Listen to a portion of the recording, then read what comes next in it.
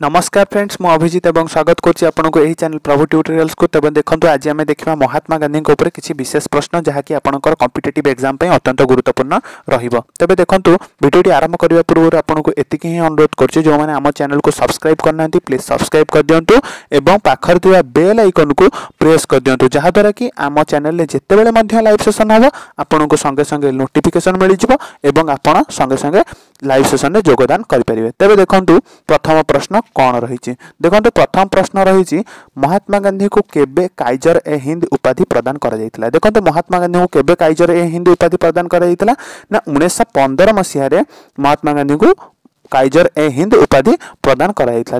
तबे देखो महात्मा गांधी को किए प्रदान करथिले काइजर ए हिंद उपाधि। देखो महात्मा गांधी को इंग्रेज माने काइजर ए हिंद उपाधि प्रदान करथिले। देखो कौन पई महात्मा गांधी को काइजर ए हिंद उपाधि प्रदान करा जायतिला। तबे देखो महात्मा गांधी भारतरू अधिक सैन्य मानू इंग्रेज मान तरफ प्रथम विश्वयुद्ध रे लड़िया पई अलाउ करथिले। तेणु करिकी इंग्रेज माने गांधीजी को ऊपर खुशी होई काइजर ए हिंद उपाधि देइथिले। तबे देखंतु नेक्स्ट प्रश्न कौन रही देखो नेक्स्ट प्रश्न रहा कौन ना महात्मा गांधी को बापू बोली संबोधना किए करथिले। तबे देखो महात्मा गांधी को बापू बोली किए संबोधना करथिले ना जवाहरलाल नेहरू महात्मा गांधी को बापू बोली संबोधना करथिले। तबे देखो ये चित्र आपन देखि पारुथिबे जवाहरलाल नेहरू महात्मा गांधी एवं सरदार वल्लभ भाई पटेल को। तेबे देखंतु महात्मा गांधी सहित जवाहरलाल नेहरू दिनर अधिकांश समय बिताउथिले। तेणुकरी से खुशी होई महात्मा गांधी को बापू बोली संबोधना करथिले। तेणुकरी महात्मा गांधी नाम से दिन ठार समस्ते बापू बोली मध्य डाकिबाको लागिले। तबे देखंतु नेक्स्ट प्रश्न कौन रही देखंतु नेक्स्ट प्रश्न रही गांधीजी को राष्ट्रपिता उपाधि किए प्रदान करथिले।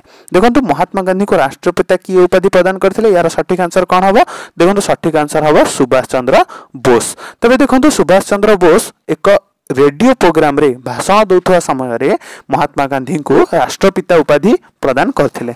तबे देखंतु नेक्स्ट प्रश्न रही केउठारु गांधीजी को कर्मवीर उपाधि मिलिथिला। देखो महात्मा गांधी को केउठारु कर्मवीर उपाधि मिलिथिला। तबे देखो महात्मा गांधी को दक्षिण आफ्रिका रो कर्मवीर उपाधि मिलिथिला। कौन पई मिलिथिला ना देखो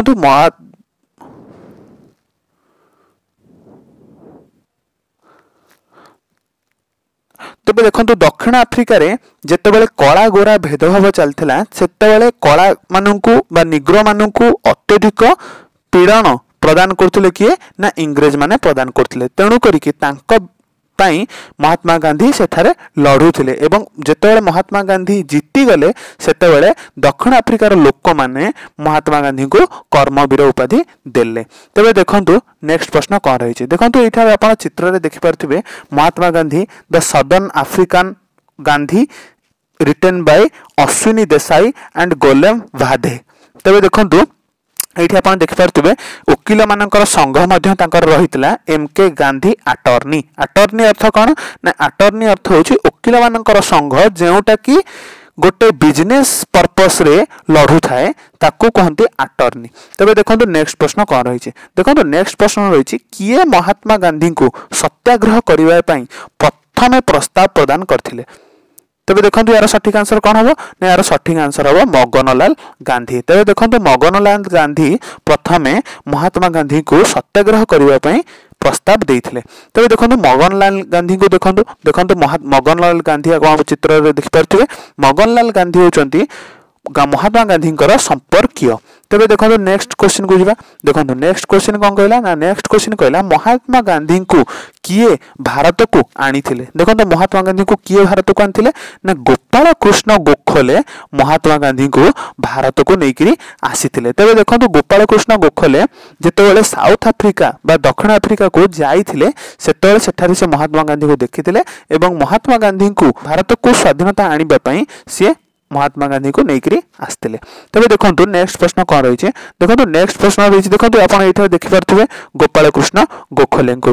तबे देखो नेक्स्ट प्रश्न कौन रही देखो नेक्स्ट प्रश्न रही the real seat of test is not the tongue but the mind. यही उक्ति किए कही देखो यही उक्ति अत्यंत मार्मिक उक्ति एवं कौटी ना कौटी यही उक्तिर वैल्यू बा यही उक्तिर ओजन आम वर्तमान लाइफ रे निश्चित भाव में रहा आवश्यक। देखो the real seat of test is not the tongue but the mind. ए किए कहिथिले ना महात्मा गांधी एटाऊ कहिथिले। केबे कहिथिले ना 1931 मसीह रे होइथिबा गोल टेबुल बैठक समय रे महात्मा गांधी को अत्यंत कुत्सित मानर खाद्य प्रदान करने सहित अत्यंत खराब व्यवहार मध्य लंडन रे बा इंग्लैंड रे करा जाइथिला। तेबे देखंतु महात्मा गांधी सेठारे निजको बुझाइबा पई से सेठारे कहिथिले the real seat of test is not the tongue but the mind. तेबे देखंतु नेक्स्ट प्रश्न कौन रही है। देखंतु नेक्स्ट देखंतु एठारे आपण देखि पारथिबे चित्र रे जे महात्मा गांधी गोल टेबुल बैठक रे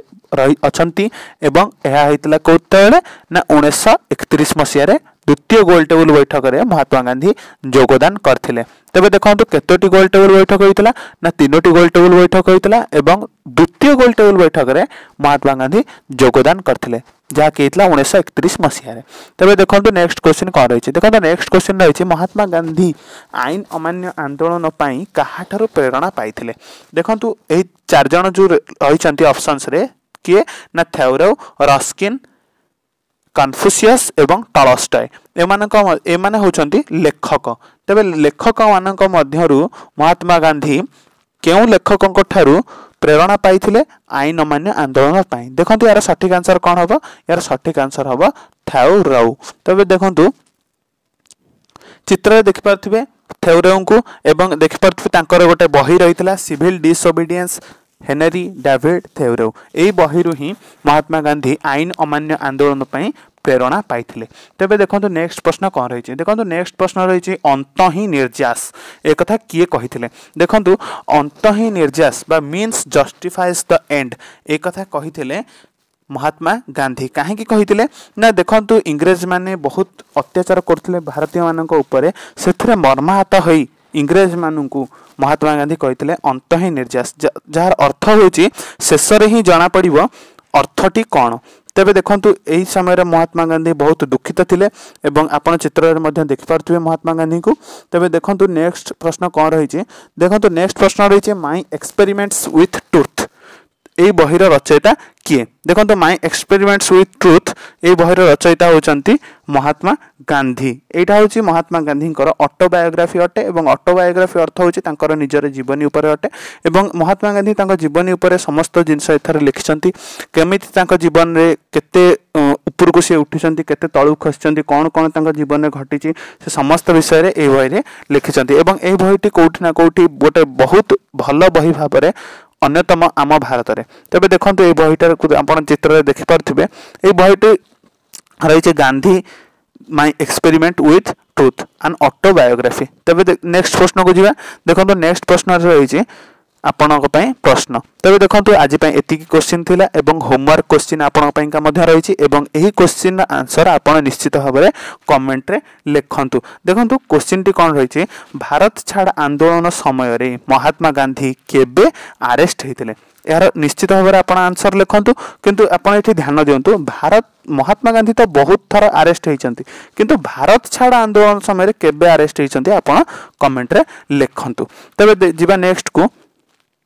देखंतु एही वीडियो सेशन टी अंत करबा पूर्व बा शेष करबा पूर्व गोटे पॉजिटिव कोट बा नीति बाणी सहित महात्मा गांधी को गोटे नीति बाणी सहित ए वीडियो को अंत करबा। तबे देखंतु Mahatma Gandhi कहिथिले I have belief that I can do it. I shall surely acquire the capacity to do it even if I may not have it at the beginning. तबे देखो महात्मा गांधी ये कहवा को चाहते जे जदि आपण भाभी बा जदि आपण चिंता करछंती कोनोसी लक्ष्य हो कोनोसी जिनिस को हासिल करबा पई आपणक मध्यरे से शक्ति रही आपण निश्चित भाव में से जिनसटी को हासिल करि परिबे। बोध हुए ताहा प्रथम थर आपण हासिल न करि पारंती प्रथम थर करे आपण हासिल न करि पारंती किंतु आपण निश्चित भाव में हासिल करिवे। तबे जदि ए वीडियो टी भलो लागिछि ताल निश्चित भाव में गोटे लाइक करंतु एवं जदि हम चैनल को सब्सक्राइब करना तबे सब्सक्राइब मध्य करि दियंतु। तबे आज पई एतिकी थिला। तेबे वीडियोटी को शेष करुछि। नमस्कार एवं जय हिंद, वंदे उत्कल जननी।